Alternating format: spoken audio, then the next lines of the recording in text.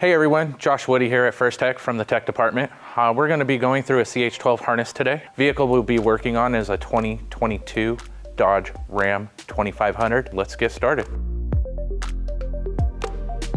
So here we are with all the contents, getting ready to do the installation on this 2022 Dodge Ram 2500. As you can see to my left here, I have all the different boxes from unboxing. And out of these boxes, you have the controller, which would be this green box here. You have the T harness, which is the CH12 harness right here. It says THR. And then don't forget you have remotes. You can always use 3x lock in this installation, but you also have the remotes that you can add on, which is great. First thing that came out of the box is the controller. This controller is basically your remote start. The T harness is going to be the easy plug and play that we've traditionally told you about to make the installation easier. You're going to want to remember this installation requires cam block connections. That's these connectors here. And then you have a 12-pin harness that will give you outputs. We will call it out in the installation diagram if you need it. Or if you're adding an accessory or something like that, then you can talk to us in the tech department to help visualize what you could do with this harness. It's an output harness, 12-pin black connector. Some vehicles do not support hood pin through data. This vehicle will, so I won't need this connector. But if you have to add a hood pin to your installation, the white connector is an input for that. I downloaded the guide here, and we'll go more through the guide as we get into the installation inside the vehicle, but we just wanted to point out all this stuff for you. But hey, let's move forward to the vehicle and get this thing going. We're inside the vehicle now. We've got our guide. You're gonna flip through a couple pages to get to what we call the legend. You'll notice that there are letters on here. The letters are gonna point out basically the locations of where you're gonna go to get to your PTS button, CAN bus block, OBD2 connector. And we're gonna show you all these parts anyway as we take this car apart to make life easier for you. So you don't have to sit and watch me ratchet these screws loose for this bottom dash panel, but that's the first panel that we're gonna pull is the two 7mm bolts. Here and here. What we're gonna get right into is taking this bottom panel apart because we need access to the OBD2 plug. You can just reach in, snap them apart. If you need help, you can always use your panel popper that we talked about. Pressure points for the clips are here, here, and on the other side about the same area. I'm gonna let mine hang here, so OBD2 you'll unclip from right here. Remember that I've already run my wires. They're already mounted and everything else. So you want to make sure that you route your wires so they're just not looking like spaghetti. We're not playing in Disneyland here. So I unsnapped the OBD2 connector already, but this is where it was right here. There's two clips on each side. You can just use your pry tool to press them. You can use your finger to press them, but they just pop out very easy right here. Your factory one will plug into here.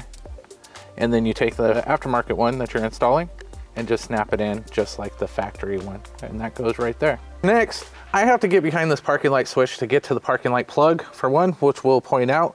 But behind that switch as well is our CAN bus block. So we'll talk about the parking light switch first, then we'll get into CAN bus block. You're gonna pop this panel here, which is fairly easy. You get your fingers underneath here, that way you can get all the pressure points. And just start popping and walk around. Very easy. Most all your clips are snap-in clips. There's no screws to worry about to take apart. Here's your parking light connector. I already have mine plugged in here. This was the one that unplugged from the factory switch. This is gonna be our aftermarket one. As you can see, very easy. Snaps and plugs in. You can grab your parking light switch here and plug it in to the actual switch. And you can just let it hang here off to the side. Let's talk about the CAN bus block. Getting to the block is very easy. Reach your hand in, and there's just a couple clips that snap to the metal, but they're actually just slide up and down clips. So you slide it up and then pick it up and rotate it.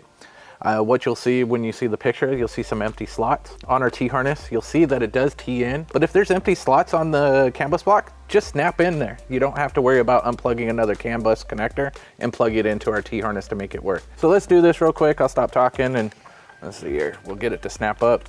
And there's two of these blocks back here, one with white connectors, one with green connectors. So just pay attention to the installation diagram, it'll tell you. So last connection that we have is the PTS button. I've already routed that plug as well, but first thing to get to the PTS button is you want to remove the actual button itself. You're going to reach up to the back side of the dash.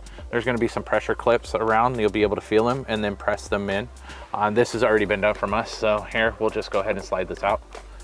What we're going to do is we're going to unplug the factory plug here. The little clips around here are your pressure clips that I was talking about. They just squeeze in. You can feel them on the back side. And so when you squeeze them, you just push it out. We're going to get our connectors here. So our connector, snap it in. Our factory connector, this right here, snap in, and voila. I've showed you how to do the installation. Everything's done. Don't forget to program the module to the vehicle. We didn't really go through that, but it's in the guide, tells you what to do. So now I've done the programming. We're ready to remote start this. We're gonna do it with the factory key. Don't forget the remotes that are in the box because that extends your range. You're limited about 50 feet on a fresh battery on a factory remote. You're gonna basically press lock, lock, lock. It's gonna light up. It's gonna turn everything on. Let the injector start going. Voila.